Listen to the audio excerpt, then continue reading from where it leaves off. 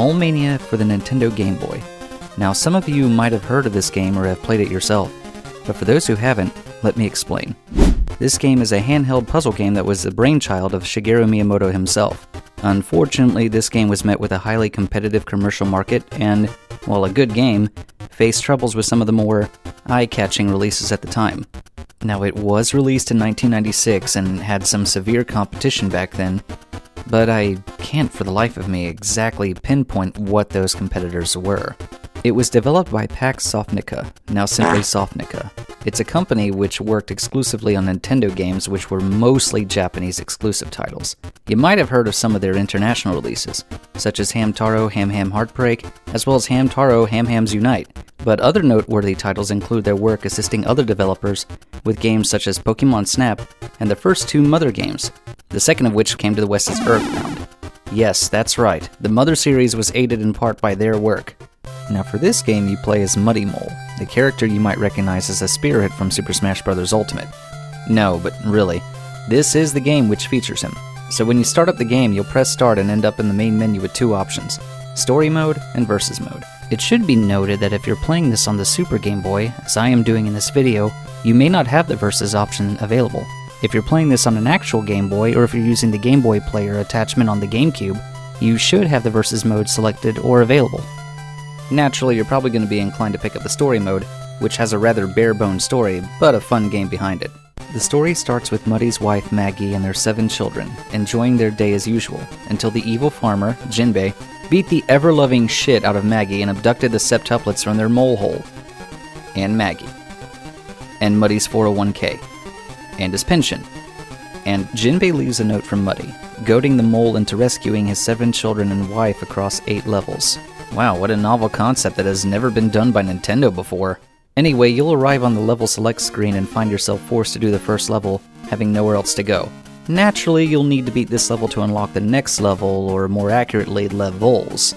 So once you finish level 1, all of the other 6 levels will become available in any order to complete.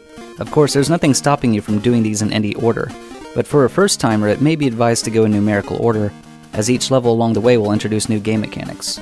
So as you start the first level, you'll find yourself in an open area without any enemies and a signpost to read, explaining who the boss of the level is. Yes, in typical Miyamoto fashion, you fight a boss, hit them thrice, with 2 exceptions, and then rescue the supporting character at the end. You can move around and press the A button to dig wherever there is soft soil available, which is indicated by not having shit all over the tile. This will soon become the bread and butter of this game, because as a mole you have 2 playing fields to work with, the above ground area, where you and the enemies move freely, and the underground where you can avoid hazards or progress through screens. You can press the A button again to resurface or dig a new hole in a space that doesn't already have a circle, or hole, present.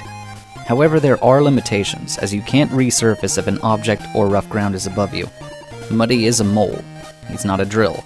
With the B button you have access to the attack feature, and when holding the B button when pressing into an object, Muddy charges up so that he can toss the object forward or backwards. Said object will fly across the screen until it hits a wall or another object, and this is where the game's puzzle aspects come in, because not all objects or tiles operate the same way. Now there are barrels, which can clog a hole and become a platform, but block underground movement for that space. Weights, which can be pushed but not pulled. Pipes, which operate like weights but can transport black balls and barrels you toss around, although never cabbages for some odd reason. And arrow pads, which can move any object that touches them in the direction of that arrow. By having an attack feature, you'll naturally have enemies to deal with, but most of them move left to right or up to down, with some notable exceptions. In later levels, don't be surprised to find enemies burrowing underground in your safe space Subterranean Sanctuary, or even encounter spinning enemies moving along the perimeter of the area. If you chuck an item into them, they'll just explode with a satisfying death sound. Ooh, that's good. Your main weapon and item of progression is the black ball, which is the only item that can break down an exit and allow progress to the next screen, as Muddy does a little jig to celebrate your 200 IQ big brain play. Now it's not enough to simply throw the balls and barrels around, as the holes on the map have consequence. As mentioned earlier, throwing your barrel into a hole causes it to get stuck there until you exit the room. Throwing a black ball into a hole causes it to respawn at its designated spawn point. But if you end up digging too many holes, you could end up screwing up the solution to the puzzle, and you'll have to restart anyway by leaving the area and resetting the room, or by selecting Go Back from the pause menu to start from the last autosave, which would be the last exit door you broke down. Keep in mind by doing this, all of the enemies will respawn in that room. You can take advantage of the go back feature in case you received a lot of damage in an uncleared room to go back to the previous room with all of your health restored up to that point. It's akin to a save state. Of course, the B button has a secondary feature that is very helpful. If you're underground, you can hold the B button to survey the above ground area, so long as there's soft soil above you, which could help you to locate where enemies are and avoid taking damage from them. It's a much more useful ability than you might think, because you'll likely be using this when facing some of the bosses as well, so it's really worth learning. In the bottom right is your health meter, of which you only have 4 hit points, and never any more than that.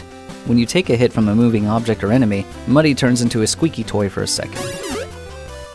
As this is an older game with a Zelda-themed health bar, I'm sure you can guess what happens once you're down to a single hit point.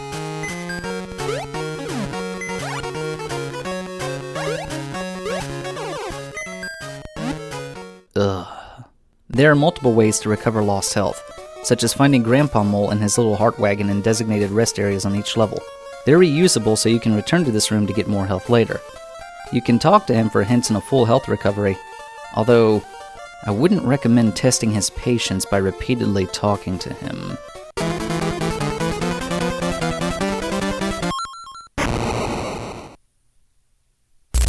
Additionally, throwing cabbages into holes is another way to recover health. For every 5 cabbages per level you bury, you receive a unit of health. And it's also a good idea to check underground, as you'll find hearts and other items buried as well. Oh hey, look at that! Now this warrants another explanation, because if you go to your menu, you'll see 4 no item squares at the top. Now they're the map, compass, potion, and hand items. Each level has 1 of each, and they are all underground, so keep your eyes peeled for them, and for secret paths. The map and compass, again, if you played a Zelda game, you pretty much know where I'm going with this. This should be self-explanatory. But there's also the potion, which recovers all of your life as a one-time consumable, and the hand item, which allows you to skip a puzzle, but at the cost of missing out on a full 100 points for that level. We'll come back to how the points are calculated a little bit later. That said, there's nothing major about collecting 100 points. You won't unlock any bonuses or special endings. It's just all for show and serves as a bragging rights reward more than anything else.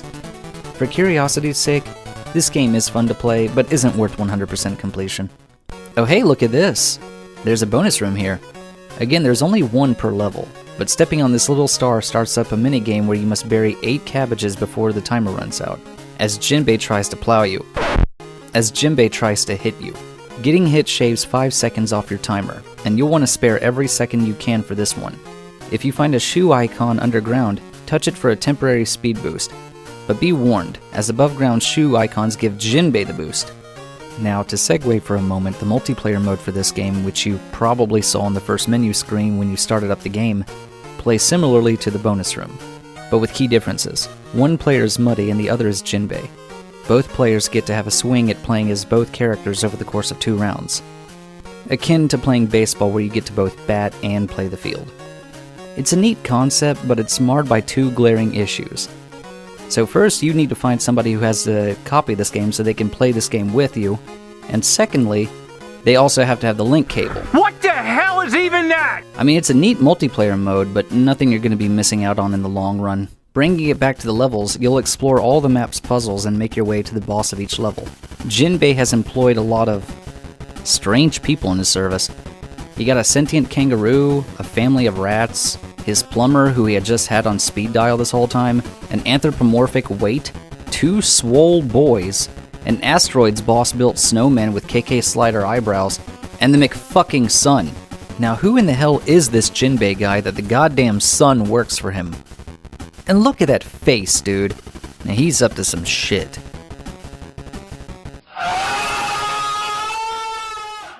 Oh, I'm sure he'll be back. Each rescued child will give you a cutscene in which Muddy gets hurt in various physical ways, and 1 emotional one. After that, you'll be brought to the level results screen where your points will be tallied. Now going back to the point calculations per level, it's divided in the following ways. You get 10 for having the map, 10 for having the compass, 20 points for winning the bonus room minigame, 2 points for every cabbage you buried, which it comes up to a total of 40 points, and lastly 20 points for a completely explored map, which will drop a point or so if you use the hand item. You're free to hold on to or use the potion item if needed. It won't penalize you either way. So that's nice. If you want to improve your score or replay the level, just hit select where you're on the level you wish to replay. Then agree to retry it, resetting your progress back to the first room. Or if you'd rather play from the beginning, you could just nuke the save file. Again, having 100% in all 7 levels isn't really all that worthwhile, unless you're doing it for your own personal reasons. So don't stress over it either way, just focus more on beating all 7 bosses across all 7 levels to rescue your kids. Now once you've rescued all of Muddy and Maggie's children, they'll band together to place a bomb near the level 7 tunnel, blasting the way to level 8, Jinbei's castle. Wait, a castle? The dude looks to be a farmer and he owns a castle? I mean, the whole world map is called Jinbei Land, so he's not a groundskeeper or anything like that. But he owns a fucking castle in this economy? Plus, you'll see his narcissism on full display across the game with the numerous statues in his likeness everywhere. This dude took lessons from Wario, I swear. Oh, right, the level. Level 8 isn't a plethora of puzzles, but a boss rush. Yep, you'll fight all the bosses again in order from level 1 to level 7. Some of their arenas are different from before to add the extra challenge, such as Kangaroo's arena lacking mole holes for you to hide in like you did before in level 1. Oh, he's back again. Anyway, you can find hearts underground in each room before the boss, so don't worry about doing it in all 4 hits. Furthermore, you'll find a potion underground along the way, which I'd recommend saving it for the end if you can. After beating Mad Wrencher, you'll get a checkpoint, the very last one the game has to offer. So you'd better be good at dealing with the Sammy brothers because you'll need skill for the end here. And with all 7 bosses beaten, your last opponent is Jinbei himself, in a rather anticlimactic fight. All you have to do is hit all 4 exits in each corner of the room with a black ball to win. That's it. It's a lot like the bonus rooms, but without the cabbages. The problem? Jinbei is very fucking skilled at maneuvering and will likely chip away your health very easily. You can't outrun him, and digging underground sets you up to be hit by him as he tills the soil above you. All you can do is move the ball around, slam it into him to stun him, and hope that you have that potion on standby. But once all 4 exits are destroyed, Jinbei goes down and victory is yours. Maggie will be freed and the family will make for home. You'll receive the credits and be sent to the results room, where you can review your playtime and collection stats. And literally do nothing else. There's no reward for a full 700 points or anything like I said, you're just sent here at the end of the game by default. It sucks, but it wasn't uncommon for games to do this at the time. All in all, Mole Mania is a solid entry in the Game Boy's library, eclipsed by other prominent Nintendo releases at the time. It's by no means a bad game and is a good action puzzler. With the discontinuation of the Wii U and 3DS eShop, your best bet to play this one is either using real hardware or, well, you know.